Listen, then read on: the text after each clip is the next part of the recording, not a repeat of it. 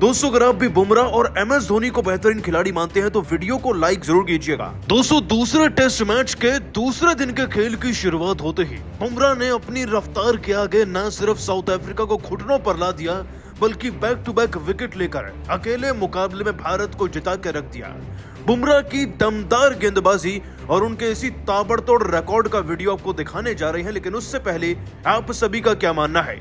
बुमराह, शमी और शाहीन शाह अफरीदी में बेहतर गेंदबाज कौन है? नीचे कमेंट करके जरूर बताइएगा।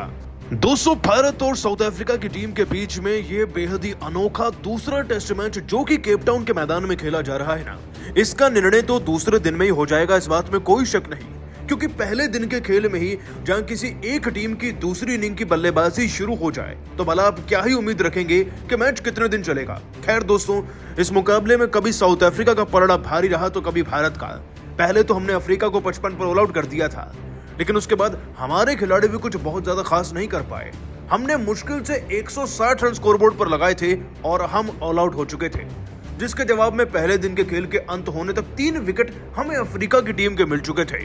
अब चुनौती ये थी कि अफ्रीका की टीम को कम स्कोर पर ऑल आउट करना था, क्योंकि दोस्तों भारत भी यहाँ पर 150 से ज्यादा रन नहीं बना पाया तो लक्ष्य बड़ा मिलता, यकीनन तौर पर हम मैच को हार सकते थे। लेकिन बुमराह ने इस डर को आते ही शुरुआती दौर में ही 2-4 ओवर के अंदर खत्म करके रख दिया, क्योंकि उन्होंने जो विकेट लिए ना वो मैच जिताने वाले विकेट्स है। दोस्तों बुमराह ने आकर अभी अपना पहला ओवर कराना शुरू ही किया था। कहने को तो ये दूसरी इनिंग का 18वां ओवर था और उनके सामने खड़े थे बल्लेबाज बेडिंगम।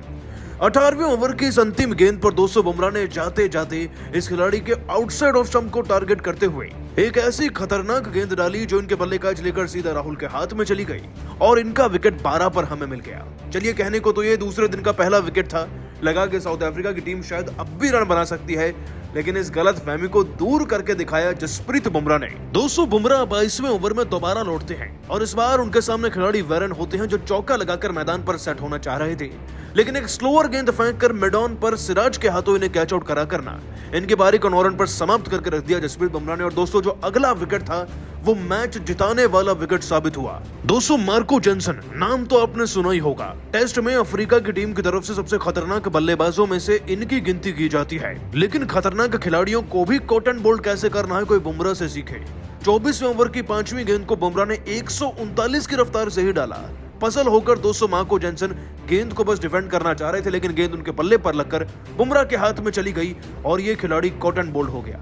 इसी तरीके से दोस्तों बुमराह ने 10 से भी कम रन देकर दूसरे दिन में 3 बड़े विकेट अपने नाम कर लिए और इस पूरी पारी के दौरान 4 विकेट इस खिलाड़ी के नाम दर्ज हो गए थे। इससे पहले वो स्टड्स का भी विकेट ले चुके थे। दोस्तों बुमराह के ये विकेट लेते ही ना साउथ अफ्रीका की टीम बैसाखी पर आ चुकी थी। दोस्तों 107 पर इस टीम के 6 विकेट थे। अब ये हमें 1-2 की रन से ही लीड से पीछे कर रहे थे और भारत की जीत पर मोहर बुमराह ने लगा ही दी थी। लेकिन दोस्तों एक रिकॉर्ड भी है जो बुमराह ने अपने नाम कर लिया है।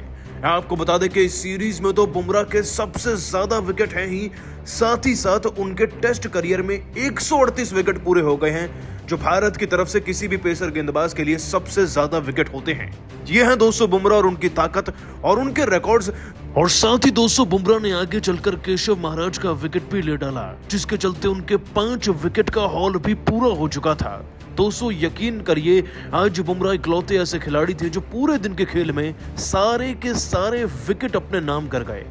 बुमराह के 5 विकेट हॉल से रिकॉर्ड्स तो और भी बने, लेकिन आप सभी उनकी गेंदबाजी और रिकॉर्ड को 10 में से कितने नंबर देंगे नीचे कमेंट करके बताना बिल्कुल नहीं भूलिएगा और सब्सक्राइब कीजिए हमारे चैनल को। धन्यवाद।